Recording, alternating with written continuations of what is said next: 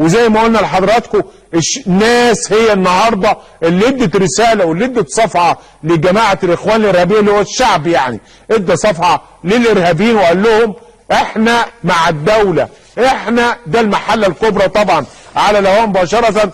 والمصريين والله العظيم انتوا الشعب اللي دايما بيدي دروس، انتوا الشعب اللي بيدي رساله للدنيا كلها. ادي اهو بره كانوا بيقولوا اخبار 28 ايه؟ قلنا لهم والله 28 قد تقع احداث، لان دول ناس منفلتين وهم بيراهنوا على اخر حاجه، بيضربوا اخر مسمار في نعشهم، والنهارده ضربوه، لا عرفوا يخرجوا ولا عرفوا يعملوا حاجه. وطبعا قنواتهم دلوقتي بتصوت، انا بقول لكم بتصوت، مش عارفين يعملوا ايه. طب ايه اللي حصل؟ هو انتوا لبستونا الطرح؟ انا بقول لكم النهارده كلهم لبسوا الطرح. مين لبسهم الطرح؟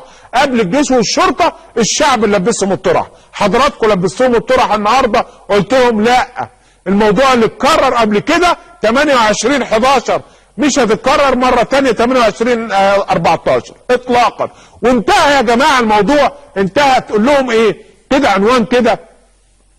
انتهى الدرس يا غبي، او يا شويه اغبياء، او شويه خرفان، او شويه لصوص، او شويه مجرمين، اي حاجه، اي عباره من دي قولها. انتهى الدرس، اي حاجه من دول، اغبياء، لصوص، مجرمين، قتله. خد العنوان ده انت واعوانك كمان، مش انت بس. بس خليني قبل ما اروح للضيوف الكرام اقول لكم الولايات المتحده بتلعب. ايوه بتلعب ازاي؟ هقول لحضراتكم كيف تلعب الولايات المتحده تاني وتالت ورابع. من خلال ايه؟ في مبادره